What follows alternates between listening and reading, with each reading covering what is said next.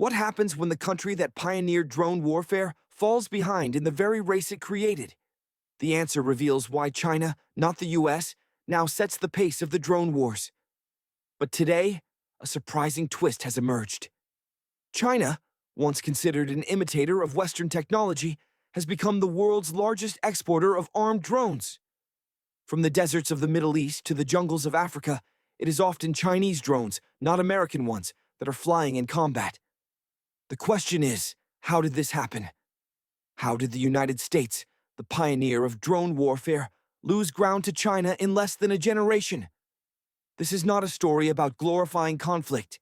It's about understanding how technology, economics, and politics combine to rewrite the balance of power in the skies. And by the end of this video, you'll see why China's drone revolution is not just about weapons, but about the very future of war itself. To understand the present, we must go back to the early 2000s. When the US invaded Afghanistan and Iraq, drones became the centerpiece of a new style of warfare. The MQ-1 Predator and its successor, the MQ-9 Reaper, were hailed as game-changers.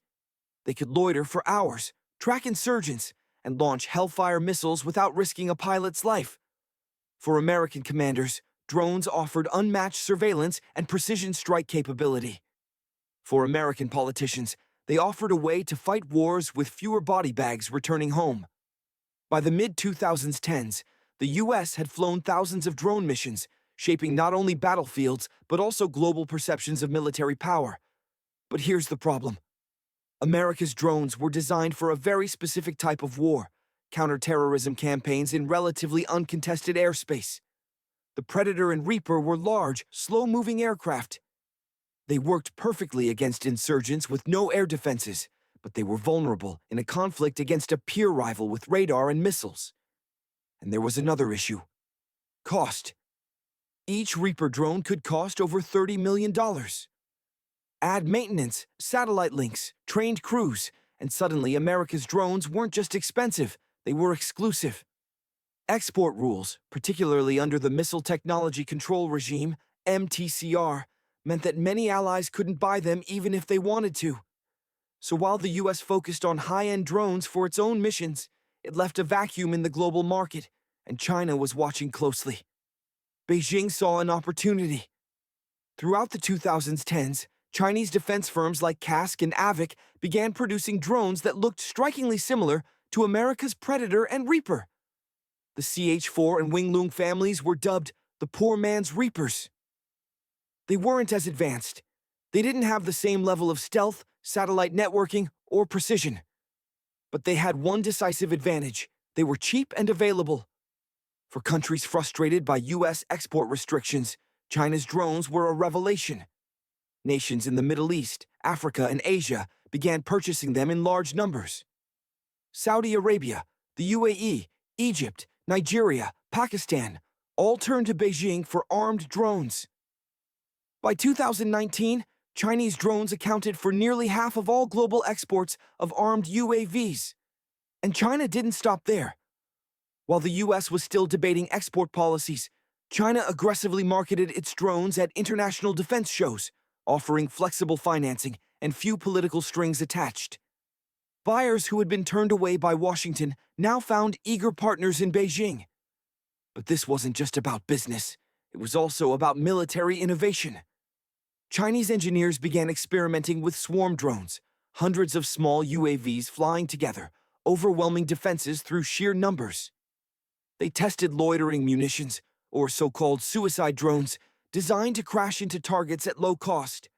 By focusing on affordability, mass production, and bold experimentation, China leapt ahead in areas the US considered secondary. Mini-hook.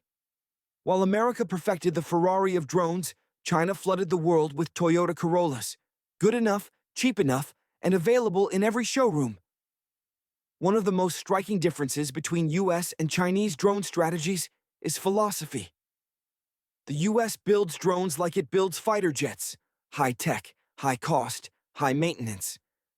China builds drones more like consumer electronics: mass-produced, iterative, and affordable. Take swarm technology.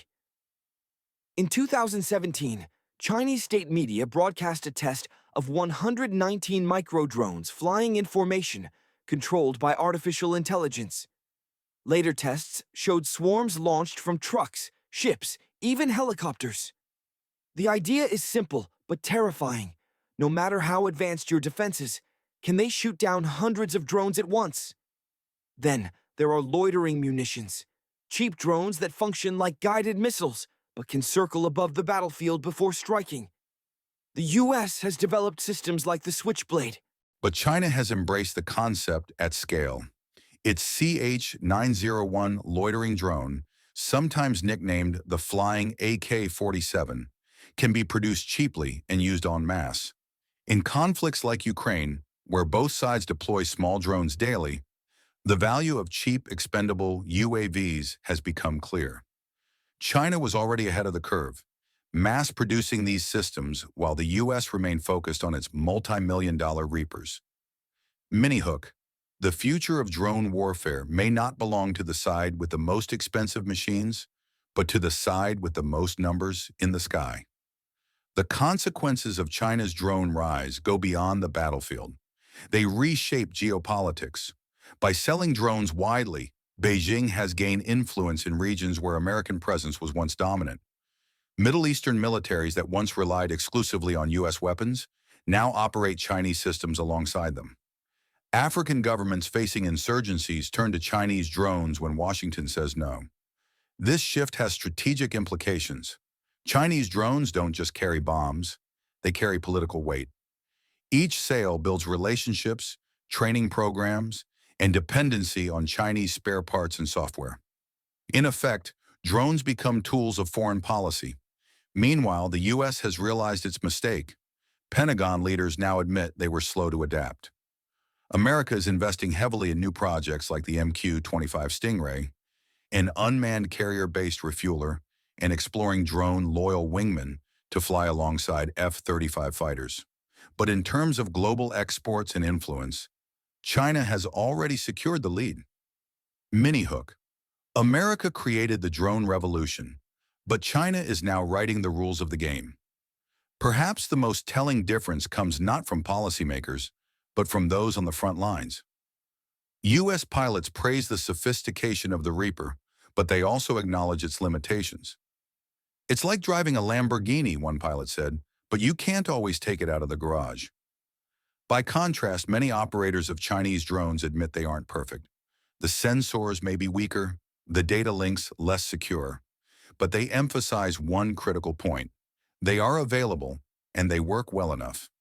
In Yemen, Libya, and Nigeria, Chinese drones have already been used in live combat, providing real feedback that fuels further development. For soldiers on the ground, sometimes having a drone, even if it's less advanced, is better than waiting endlessly for approval to buy one from the U.S. So has China truly surpassed the U.S. in drone warfare? The answer depends on how you define victory.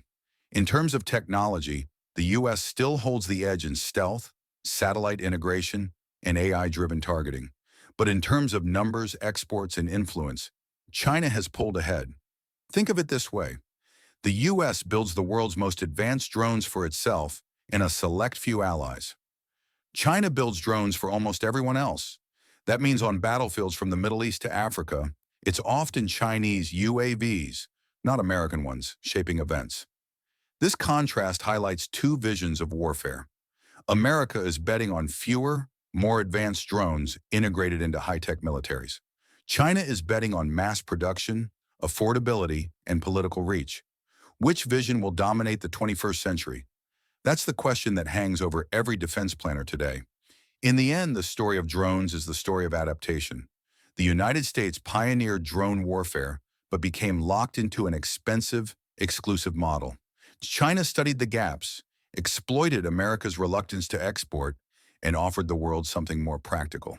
The payoff is clear. China has not just sold drones, it has shifted the center of gravity in modern warfare. In doing so, it has redefined what it means to lead. Leadership is no longer about having the single best system.